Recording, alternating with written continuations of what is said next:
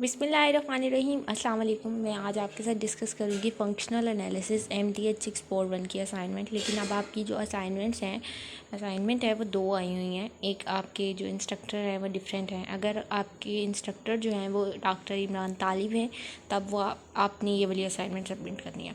और अगर आपके इंस्ट्रक्टर जो हैं वो आपके मिस असमत बतूल हैं तो आपने उनकी वाली असाइनमेंट अपलोड करनी है जो कि आपको चैनल पे मिल जाएगी।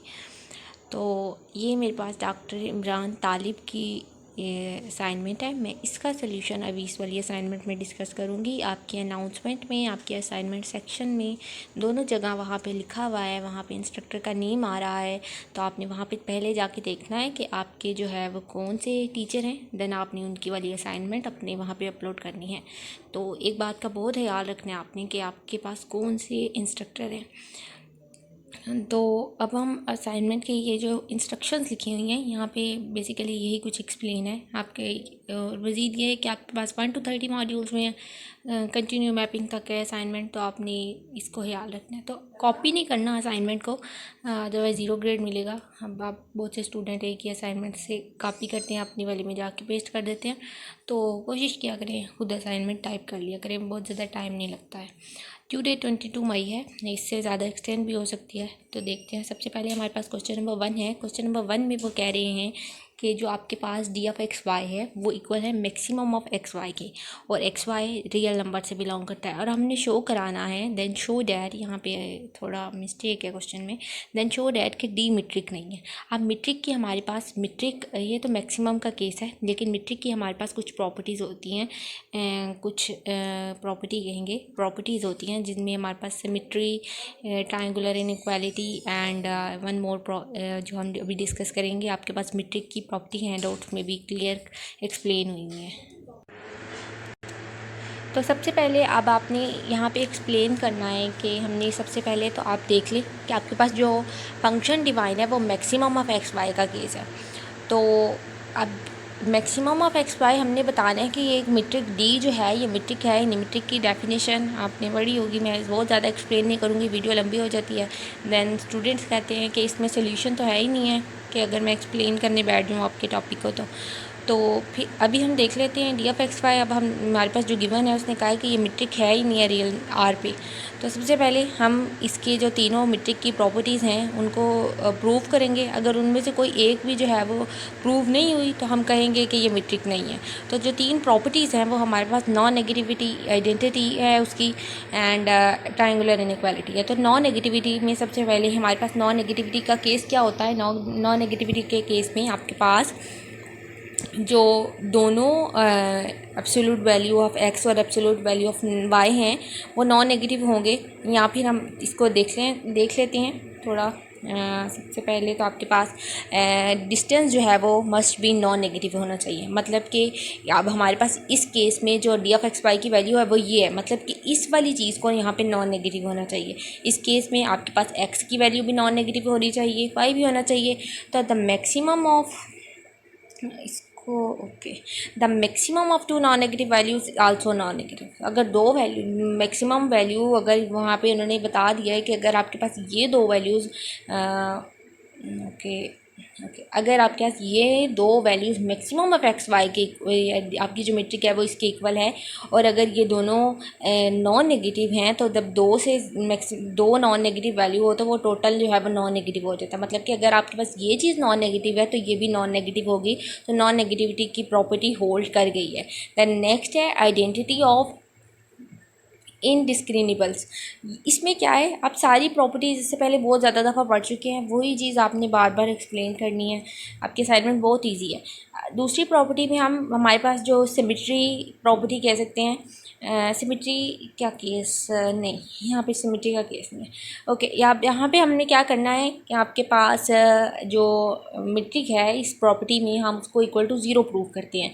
तो मतलब क्या, जब मैं इस चीज़ को जब इक्वल टू ज़ीरो पुट करूँगी मतलब कि मेरे पास ये चीज़ भी ज़ीरो होगी। तो इस केस में मतलब कि अब आपके पास अगर ये ज़ीरो है तो इट इम्प्लाइज दैट कि ये ज़ीरो है। The only way this is possible when both, अब जो दोनों की एब्सोल्यूट वैल्यू है अगर ये दोनों ज़ीरो हैं तो मतलब कि आपके पास एब्सोल्यूट वैल्यू एक्स की भी एब्सोल्यूट वैल्यू y की भी, दोनों ज़ीरो हैं। तो जब absolute value equal to zero है तो वो इटसेल्फ भी ज़ीरो हो जाएगा।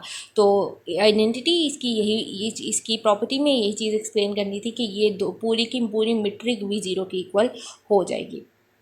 देन इसको ओके देन नेक्स्ट प्रॉपर्टी में ट्रायंगुलर इनइक्वालिटी है। ट्रायंगुलर इनइक्वालिटी में पता होगा आपको क्या होता है कि आपके पास यहाँ पे स्मॉल डी कर लें, मिस्टेक हो गया है, small D of x Z होता है।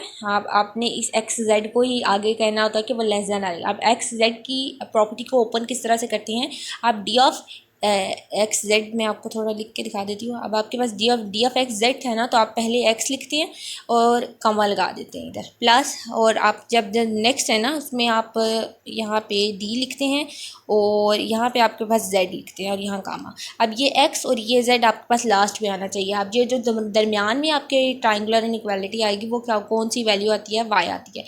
और ये चीज़ आपने ज़रूर मीट्रिक की क्वेश्चन करते हुए लिखनी होती है कि आप क्या चीज़ स्टार्टिंग में ले रही हैं। एक्स वाई जेड हमने यहाँ पे लिया तो आपने, तो मतलब कि यहाँ पे भी मेरे पास वाई, यहाँ पे भी मेरे पास वाई, और एक्स और जेड मेरे पास उसी तरह से लास्ट पे आ गए जो कि यहाँ पे एक्सप्लेन है। तो ये हमने ले लिया। अब हमने इसको बताना है कि ये चीज़ जो मेरे पास है वो डी ऑफ एक्स जेड जो है वो लेस देन है इसकी। अब आपने इस डी को स्मॉल कर लेना है, ये डी स्मॉल है क्योंकि हमारे पास मीट्रिक स्मॉल है। तो हम काउंटर एग्जांपल ले लेते हैं, हम खुद से कुछ वैल्यूज़ लेते हैं और उसको इक्वल टू के उसके लेस देन और इक्वल टू प्रूव करेंगे। हमने x-1 ले लिया, y 0 ले लिया और z 1 ले लिया, खुद से लेट लिया है। आप कुछ करके खुद से रिज्यूम करें तो आप देखिए आपके पास कोई और वैल्यू लेने से क्या ये प्रूव होता है। तो अब हमने जो वैल्यूज़ ली हैं उसको हम अपने मीट्रिक में पुट करेंगे। x-1 लिया है, y 0 लिया है। तो जब मैं x-1 इस वाले केस में डी ऑफ एक्स वाई में ये वैल्यूज़ पुट करूँगी तो मेरे पास metric maximum of x y बनेगा, मेरे पास एब्सोल्यूट वैल्यू ऑफ -1 और 0 बनेगी। तो एब्सोल्यूट मॉड की ये प्रॉपर्टी होती है कि माइनस के साइन को प्लस कर देता है। तो मैक्सिमम ऑफ 1 0 हो जाएगा, इसमें से हमारे पास मैक्सिमम 1 है। देन आप डी ऑफ वाई जेड में चले जाएंगे, डी ऑफ वाई जेड में उसकी मैक्सिमम वैल्यू वाई जेड ले लेंगे। वाई जेड की जो वैल्यूज़ हमने यहाँ पे लेट की हैं वो पुट करेंगे और यहाँ पे भी आपके पास मैक्सिमम 1। देन सिमिलरली नेक्स्ट आपके पास मैक्सिमम जो है वो 1 बन जाएगा डी ऑफ एक्स जेड में भी। ये करने के बाद अब आपके पास तीनों की वैल्यूज़ आ चुकी हैं। आप इस वाले में वैल्यूज़ पुट कर दें, d of x z less than equal to triangular inequality में आपके पास तीनों का आंसर 1 आया है। यहाँ पे हमने वैल्यूज़ पुट की, जब आपने इसको राइट हैंड साइड पे पुट किया तो 1 + 1 आपके पास 2 हो गया, लेकिन जो डी ऑफ एक्स जेड की वैल्यू है वो 1 है। तो इट्स मीन कि आपके पास यहाँ पे जो आपके पास 1 है वो लेस देन और इक्वल टू 2 है। तो ये तो वायलेट करके 1। अब आपके पास 1 मिनट, 1 जो है वो लेस भी नहीं है 2 से और इक्वल भी नहीं है 2 के। तो ट्रायंगुलर इनइक्वालिटी वायलेट हो गया। We have found a counter example के जिसकी बाकी दो प्रॉपर्टीज़ तो प्रूव हुई हैं लेकिन थर्ड वन प्रॉपर्टी जो है वो डिस्प्रूव हो गया। तो हम कहेंगे कि ये एक मीट्रिक नहीं है। यही चीज़ हमने यहाँ पे एक्सप्लेन करनी थी। और अब आप लास्ट पे एक लाइन और ऐड कर सकते हैं कि जो हमारे पास डी ऑफ एक्स वाई है वो इक्वल, जो कि मैक्सिमम ऑफ एक्स वाई के इक्वल है, is not a metric. Then second example में हमारे पास देन नेक्स्ट क्वेश्चन आपके पास एक ओपन बॉल है। ओपन बॉल आपको पता है जिसमें बाउंड्री पॉइंट्स इंक्लूड नहीं होते, ओपन सेट या ओपन बॉल। तो अब ओपन बॉल है और जो आपके पास सेंटर से उसका यहाँ पे ड्रा करना था। ओके, जो आपके पास ओपन बॉल है वो कुछ उसकी मीट्रिक जो है वो मैं आपको सिंपल अपने वर्डिंग में थोड़ा एक्सप्लेन कर देती हूँ। अब उसका सेंटर से उसका जो रेडियस है ना वो आपके पास 0 और 1 के दरमियान में लाई करता है। और ओपन बॉल कौन सी होती है, जिसमें बाउंड्री पॉइंट्स तो बिल्कुल इंक्लूड ही नहीं होते हैं और एक डिस्क्रीट मीट्रिक स्पेस पे जो है वो डिफाइन है। Open ball discrete metric space पे कंटेन्स ओनली इट्स सेंटर। वो कहता है कि डिस्क्रीट मीट्रिक स्पेस पे सिर्फ वो सेंटर को एक्सप्लेन करता है। आप देखें यहाँ पे तो कोई बाउंड्री है ही नहीं है। तो अगर आप अपना यूज़ करें थोड़ा माइंड तो आपको इजीली पता चल जाएगा। जब इसके अंदर बाउंड्री पॉइंट्स इंक्लूड ही नहीं है तो आपके पास सिर्फ अंदर वाले पॉइंट आएंगे। और अब जब आपके पास रेडियस ही 0 और 1 के दरमियान में लाई कर है, मतलब 0 और 1 के दरमियान में लाई कर है, तो आपके पास सिर्फ सेंटर की लाइन आएगी। तो इसको हम प्रूव कर देंगे। प्रूव किस तरह से करेंगे देख लेते हैं कि डिस्क्रीट मीट्रिक स्पेस में distance between 2 distinct point is always 1। अब आपको डिस्क्रीट मीट्रिक स्पेस भी एक्सप्लेन करनी थी। डिस्क्रीट मीट्रिक स्पेस क्या होती है, जब आपके पास दोनों टर्म्स इक्वल होती हैं, एक्स और वाई इक्वल होता है तो आपके पास इसका जो आंसर है वो 0 आता है। लेकिन जब आपके पास दो डिफरेंट टर्म्स होती हैं, एक्स और वाई इक्वल नहीं होता है तो आंसर 1 आता है। तो ये डिस्क्रीट मीट्रिक स्पेस की डेफिनेशन ही पहली लाइन में उन्होंने लिखी है कि डिस्क्रीट मीट्रिक स्पेस में जो डिस्टेंस होता है दो डिस्टिंक्ट पॉइंट का, अब जब एक्स और वाई इक्वल नहीं है मतलब आपके पास 2 इज़ नॉट इक्वल टू 3, तो इसलिए इसके केस में आपके पास आंसर 1 आता है। ये मैंने आपको एग्जांपल के लिए कि डिस्टिंक्ट पॉइंट लेके दिखाए हैं एक्स और वाई के, तो आंसर 1 आता है। Let's consider an open ball of radius. अब हमने ऐसी एक ओपन बॉल कंसीडर कर लेनी है जिसका रेडियस 0 और 1 के दरमियान में लाई करता है, लेकिन 1 वहाँ से क्लोज होगा। अब open ball in discrete metric space consist of all points by sided. अब हमने जो मीट्रिक स्पेस ली वो डी ऑफ एक्स वाई ले लिया और हमने कहा कि वो लेस देन आर है। अब जो दो डिस्टिंक्ट मीट्रिक स्पेस ले रहे हैं और हमें पता है कि वो हमेशा 1 के इक्वल होती है, जब आपके पास हमेशा वो 1 के इक्वल होती है तो दो पॉइंट भी डिस्टिंक्ट है। जब आपके पास एक्स वाई के इक्वल नहीं होता था तब हम ये चीज़ लेकर चलते थे, लेकिन अब हमने तो कंसीडर कर लिया है कि हमारे पास जो ओपन बॉल है जिसका रेडियस है वो 0 और 1 के दरमियान में लाई करता है, लेकिन 1 हमारे पास उसमें इंक्लूड है, ठीक है, 0 इंक्लूड नहीं है।